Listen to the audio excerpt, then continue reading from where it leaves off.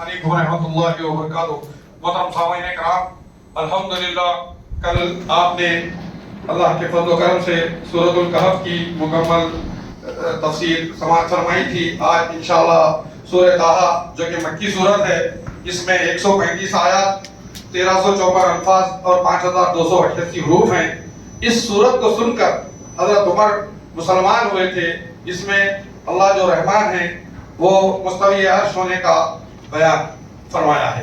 اللہ تبارک و تعالیٰ نے اس صورت میں موسیٰ علیہ السلام کو حکم دیا ہے کہ سرکش و نافرمان فرعون کے دربار میں جائیں، تو موسیٰ نے شرح صدر کی اور زبان کی مشکل کو ختم کرنے کی دعا کی۔ اس سے پہلے ایک تفصیل بیان ہوئی ہے کہ جب موسیٰ علیہ السلام آگ کی تلاش میں نکلے تو وادی مقدس میں اللہ ان سے مخاطب ہوا اور انہیں تاریخ تاج نبوت سے سرفراز کیا اور کہا، میرے علاوہ کوئی معبود نہیں، صرف میری ہی عبادت کرو اور میری یاد کے لیے نماز قائم کرو۔ پھر اللہ نے انہیں 2 معجزات عطا فرمائے، لاٹھی جو اللہ کے حکم سے سانپ بن جاتی اور ید بیضا یعنی چمکنے والا ہاتھ اللہ نے انہیں عطا کیا۔ موسیٰ علیہ السلام نے فرعون کے دربار میں جانے کے لیے اپنے بھائی کو موارد بنانے کی اللہ سے گزارش کی تاکہ ان کا حوصلہ مضبوط ہو اور دونوں مل کر اللہ کا کثرت سے ذکر کر سکے۔ پھر رب الجلال والاکرام نے موسیٰ پر احسانات کا تذکرہ کیا۔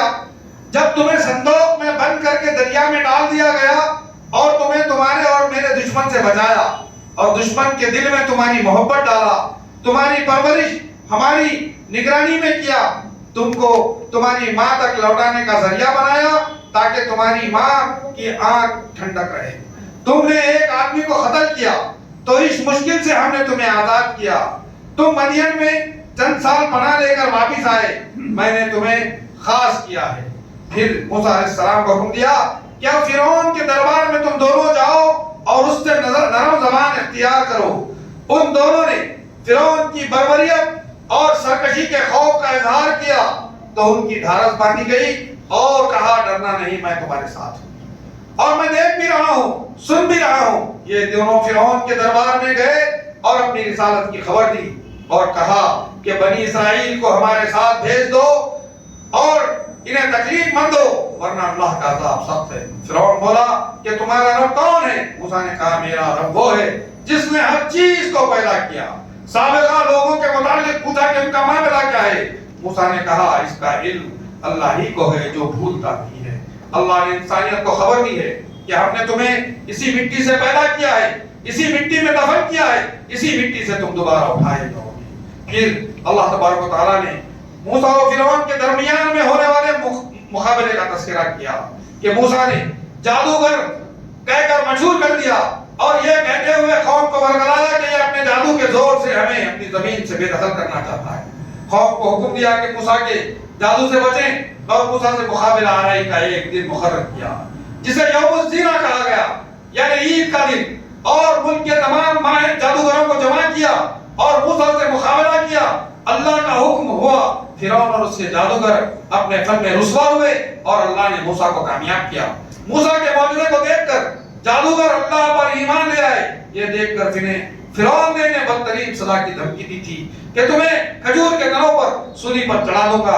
اہل ایمان نے اپنی استقامت کا اظہار کیا۔ پھر اللہ خبر دے رہے ہیں کہ جو بھی مجرم بن کر اللہ کے پاس آئے گا اسے عذاب دیا جائے گا، جو ایمان لائے گا اور عمل صالح کرے گا اسے بہترین بدلہ دیا جائے گا۔ پھر موسیٰ کو حکم دیا کہ وہ بنی اسرائیل کو لے کر ہجرت کریں۔ جب یہ ہجرت کرنے لگے تو فرعون اور اس کا لشکر ان کے تعاقب میں نکلا۔ اللہ نے بنی اسرائیل پر اپنے انعامات کا تذکرہ کیا ہے کہ تمہیں فرعون کے عذاب سے بچا لیا گیا، تم پر من و سلوہ نازل کیا گیا، کھاؤ پیو اور سرکشی نہ کرو ورنہ میرا غصہ تم پر نازل ہوگا۔ گناہوں کو معاف کرنے والا ہوں، وہ لوگ جو توبہ کرتے ہیں میں توبہ کو قبول کرتا ہوں۔ اسرائیل کی گمراہی کا بیان کیا گیا ہے کہ سامری ایک بچڑا بنا کر اس میں اپنے جادو کے ذریعے آواز پیدا کی اور بنی اسرائیل سے کہا یہی موسیٰ و ہارون کا رب ہے، لہذا اس کی پوجا کرو۔ انہیں شرک پر لگا دیا۔ ہارون نے انہیں اس سے باز آنے کی تلقین کی۔ بنی اسرائیل نے موسیٰ کے انتظار میں ان کی بات کو رد کر دیا۔ جب موسیٰ آئے اور قوم کے شرک کو دیکھا تو ہارون پر غصہ ہوئے۔ ہارون نے حقیقت بیان کی اور بنی اسرائیل کو سامری کے شر سے بچا لیا اور سامری کو اللہ کے حکم سے لامساس کا مرض لاحق ہو گیا۔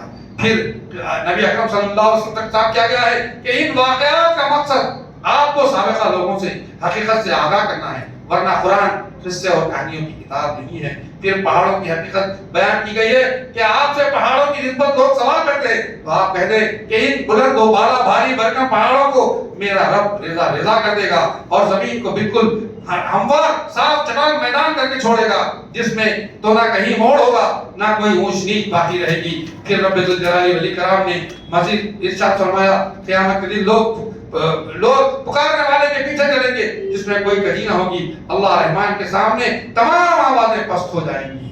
پھر رب ذوالجلال والاکرام نے خبر دی ہے کہ روز قیامت اللہ کے حکم کے بنا کسی کو بھی شفاعت کا حق نہیں دیا جائے گا، اللہ تعالیٰ جس سے راضی ہوگا اسی کو حق کی شفاعت دے گا۔ پھر قرآن کا اعلان بیان کیا گیا ہے کہ اس قرآن میں ہم بار بار وعدے بیان کیے ہیں تاکہ لوگ ڈر جائیں اور نصیحت حاصل کریں۔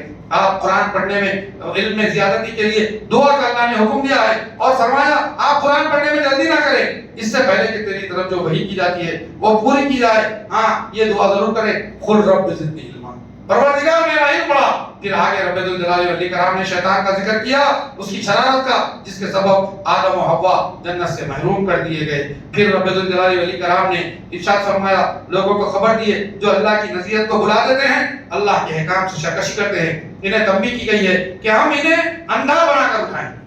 پھر آگے اللہ نے فرمایا کہ مخالفین کی باتوں پر اللہ کے رسول کو صبر کرنے کا حکم دیا، نماز کے اوقات میں نماز ادا کرتے رہیں، صبح و شام کے اذکار کرتے رہیں، اور یہاں پوری امت سے اللہ تبارک و تعالیٰ کو یہی ممانعت ہے۔ ابن مندر طبرانی عبداللہ بن سلام ایک روایت نقل کرتے ہیں کہ نبی صلی اللہ علیہ وسلم کے گھرانے میں جب بھی کوئی پریشانی لاحق ہوتی تو آپ انہیں نماز پڑھنے کا حکم دیتے۔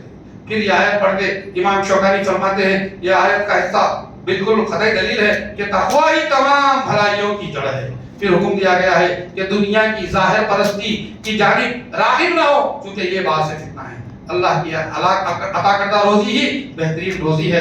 پھر رب ذوالجلال والاکرام نے نبی اکرم صلی اللہ علیہ وسلم کو حکم دیا ہے کہ پابندی کے ساتھ نماز قائم کریں، اور خبر دی گئی ہے کہ آخرت صرف متقین کے لیے ہے۔ الحمدللہ یہاں پر 17واں پارہ بھی مکمل ہو گیا، انشاءاللہ کل 18ویں پارے کی آپ کے سامنے تفصیل پیش کی جائے گی۔ السلام علیکم۔